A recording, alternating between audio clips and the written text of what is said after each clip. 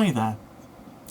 This is the first of the videos for the Stopwatch.co.uk, and today we're going to go back to basics and we're going to talk about speed ratings.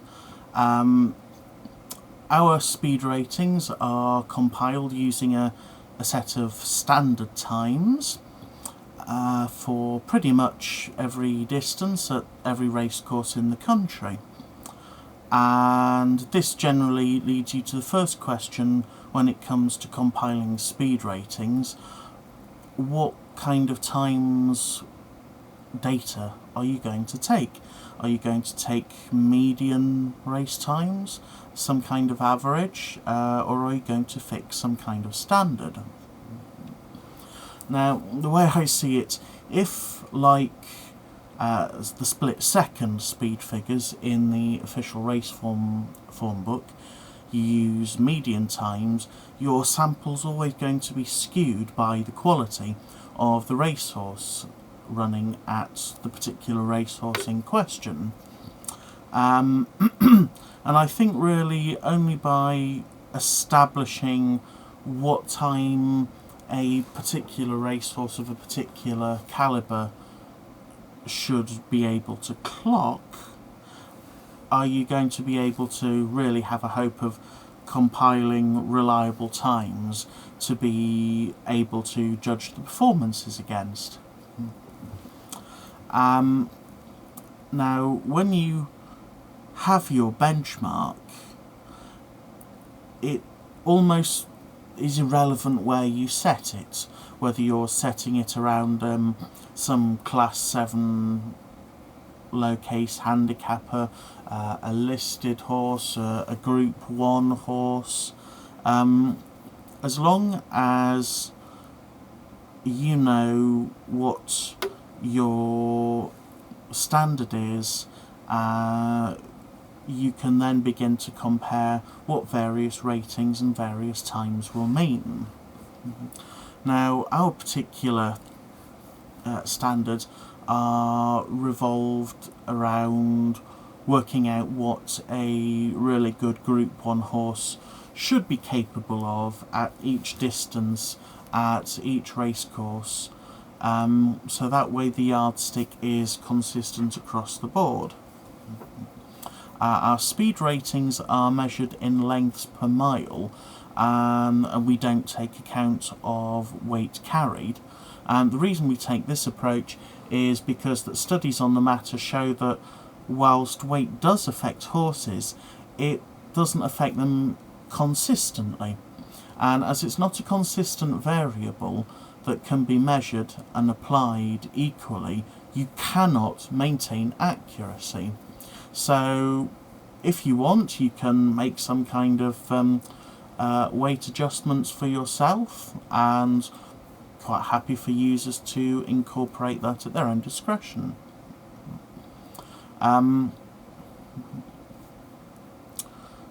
When you bear in mind that an average thoroughbred racehorse has a mass of somewhere in the region of 1,050 pounds, the variation in weight is 30 pounds, which is approximately 2.85% of the total weight carried. If a horse has its weight increased by 3 pounds from its previous running, assuming everything else is the same, the difference to the entire mass is 0.2857%. Now, a horse's weight varies more with the travelling and with the race exertions than it does the difference of a few pounds here or there subtracted to or added to its back. So I think it's best left to go, really. There are various other concepts that speed ratings creators put in, such as trying to figure in a ground loss. So, put simply, the further away from the rail and the shortest distance covered, they try and add that in and recalculate their figures accordingly. I don't think this works in Britain. The variation in the courses and the state of the ground on the track itself means that taking the shortest distance is not always the same as taking the fastest part of the course. I've even seen some speed figures try and factor in the draw, but again, the actions of one jockey or the combined actions of several jockeys can flip the effect of the draw. Indeed, if a lot of jockeys decide they have to be in a certain place on the track, they frequently change the so-called disadvantaged parts of the track because they're altering where the pace is in the race and changing things. Some people use sectional timings in their speed ratings. We're not currently, simply because there's no uniform provision for this across the country at the moment, and it's just too much of a time-consuming business to go back and to hand clock races against all kinds of different video angles. So we work just from the simple, good old-fashioned start to finish. Our ratings are measured against time and track conditions alone. In other words, we take the race times, we compare them to an expected time for the type of race it is.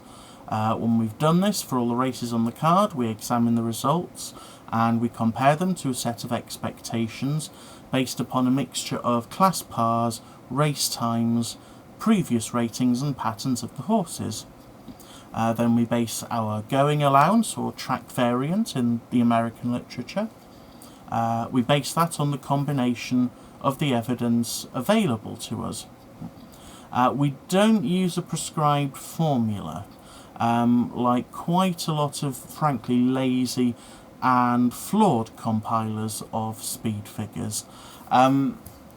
We think that you need to use your discretion, and you need to apply your intelligence, and you need to use quite a bit of creativity at times. So consequently, we believe our speed figures, our speed ratings for the stopwatch.co.uk are the most accurate numerical representation of a horse's performance in a race that you can get hold of. We don't go in for any of this kind of, we'll take away the fastest and the slowest run race of the day and we'll just take an average from the rest. No, lazy. You have to look at all the evidence in front of you, and you have to assess everything on a case-by-case basis. It does take longer and it's harder, but it does give you more accurate ratings. And frankly, what's the point of doing any kind of ratings if you, do you want them as accurate as possible? If you don't, why are you doing them?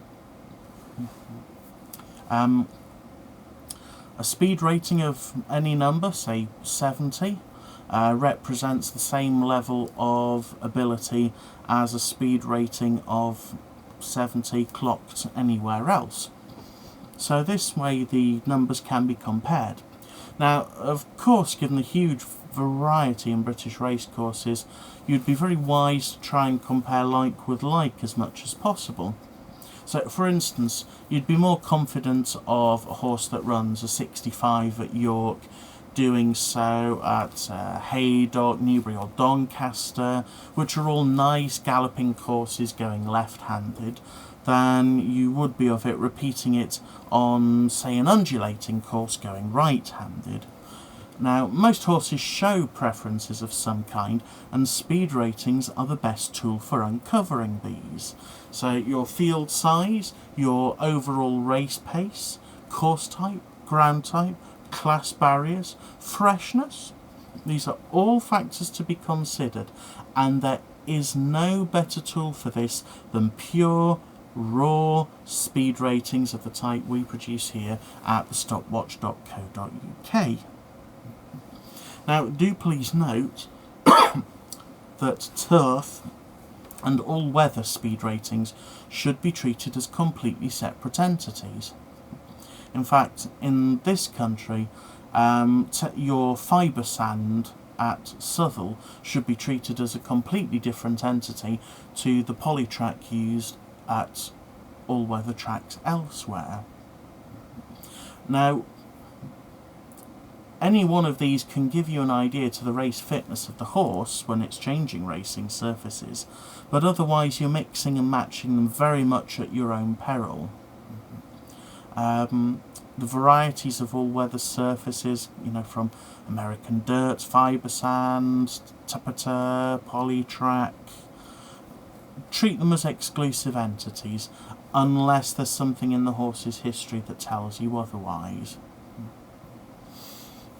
American speed handicappers, as they like to call themselves, are adamant that speed figures for dirt and turf should never be mixed, and the evidence supports this view. Many of them also believe that you can't create speed figures for turf racing, despite the contradictory evidence assembled by Joe Cordello in his excellent book, Speed to Spare, Buyer Speed Figures Uncovered, on the usefulness of them. Now, as is quite common with most ratings, here at the Stopwatch, essentially, the bigger the number, the quicker the horse. You can go and check us out on www.thestopwatch.co.uk, and we've got all sorts on our website, our blog, which we try to put up weekly, a little section on fast horses for a bit of fun indulgence. We've got our contact details there. There's a page on advice on using speed ratings, and we hope you find this of some use, some kind of thought provocation, and we wish you all the very best in your betting endeavours.